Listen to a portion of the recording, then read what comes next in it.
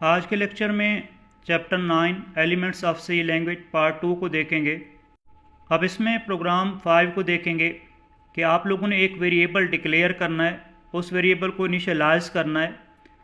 जैसे उसको इनिशियलाइज़ करेंगे देन आप लोगों ने उसकी वैल्यू को डिस्प्ले करना है कंसोल के ऊपर। अब इसके आप लोग मेन पॉइंट्स देखेंगे। सबसे पहला पॉइंट होगा कि स्टेटमेंट तो आप लोग राइट करेंगे सिंगल स्टेटमेंट में। इनिशियलाइज करना है तो वन वेरिएबल इनिशियलाइज करेंगे। डाटा टाइप आप लोगों ने इंटीजर इस्तेमाल करनी है। वेरिएबल्स आपके पास क्या होगा, एन होगा। वेरिएबल की वैल्यू क्या होगी, आपके पास 100 होगी और आउटपुट में डिस्प्ले करेगा वो भी 100 होगा। इस प्रोग्राम से पहले आप लोगों ने की पॉइंट्स को समझना है कि अगर आपके पास डाटा टाइप इंटीजर हो तो आप लोग उसके लिए फॉर्मेट स्पेसिफायर डी इस्तेमाल करेंगे। अब सवाल ये होगा कि फॉर्मेट स्पेसिफायर डी क्यों इस्तेमाल करेंगे। आप कहेंगे जिस फॉर्मेट में आप लोग इनपुट देंगे उसी फॉर्मेट में आपको आउटपुट शो करवाएगा। अब आप लोगों ने प्रिंट करना है, उसको डिस्प्ले करवाना है स्क्रीन के ऊपर, तो इसके लिए आप एक कमांड इस्तेमाल करते हैं, एक फंक्शन इस्तेमाल करते हैं। वो कौन सा फंक्शन होगा, प्रिंट एफ होगा। अब इसको इस्तेमाल करते हैं किसके लिए, आउटपुट के लिए इस्तेमाल करते हैं। अब नेक्स्ट सवाल होगा कि आप इसको डिक्लेयर और इनिशियलाइज कैसे करेंगे। तो सिंपल आप लोग राइट करेंगे इंट आपके पास डाटा टाइप हो जाएगी, एन आपके पास वेरिएबल हो जाएगा और 100 क्या हो जाएगी, उसकी वैल्यू हो जाएगी।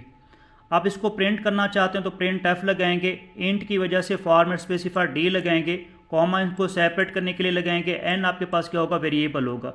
ये जो 100 है ये किसको असाइन हो जाएगी, वैल्यू एन को। तो जैसे आप प्रिंट राइट करेंगे तो एन के पास वैल्यू क्या होगी, आपके पास 100 होगी। तो ये आपके पास आउटपुट होगी इसकी। अब प्रोग्राम 6 को देखेंगे। आसान सा प्रोग्राम है कि आप लोगों ने दो इंटीजर वेरिएबल लेने हैं, n1 और n2। इसको आप लोगों ने जस्ट डिक्लेयर करना है। तो आप लोग सिंपल राइट करेंगे कि ये इंट डाटा टाइप हो जाएगी, n1 फर्स्ट वेरिएबल होगा, n2 सेकंड वेरिएबल होगा और लास्ट में स्टेटमेंट टर्मिनेटर लगाएंगे। तो ये आप लोगों ने वेरिएबल को क्या कर दिया, डिक्लेयर कर दिया।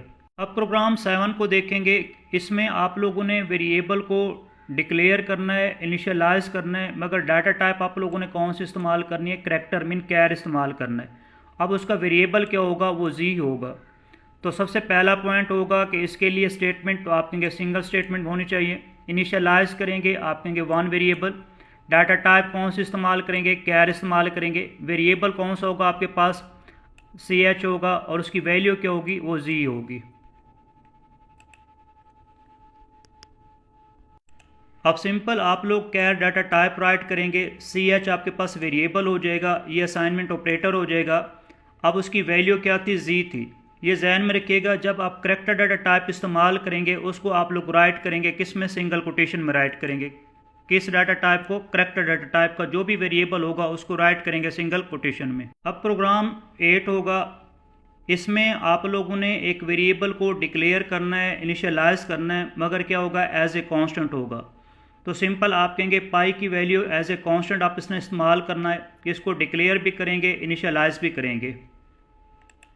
मेन पॉइंट देखेंगे। सबसे पहला पॉइंट होगा कि स्टेटमेंट तो सिंगल स्टेटमेंट में राइट करेंगे। इनिशियलाइज आप कहेंगे वन वेरिएबल इनिशियलाइज करेंगे। डाटा टाइप कौन से इस्तेमाल करेंगे, फ्लोट इस्तेमाल करेंगे। वेरिएबल क्या होगा, आपके पास पाई होगा, उसकी वैल्यू क्या होगी, तो आप कहेंगे 3.142 ये वैल्यू होगी। इस प्रोग्राम को सॉल्व कैसे करेंगे, तो सिंपल आप लोगों ने कॉन्स्ट राइट करना, मीन कांस्टेंट नहीं राइट करना, जस्ट कॉन्स्ट राइट करेंगे। आप फ्लोटिंग डाटा टाइप क्यों इस्तेमाल करेंगे, क्योंकि जो आपके पास वैल्यू है वो पॉइंट्स में है, फ्रैक्शन में है, इशारिया में, तो इसी वजह से डाटा टाइप आप फ्लोट इस्तेमाल करेंगे।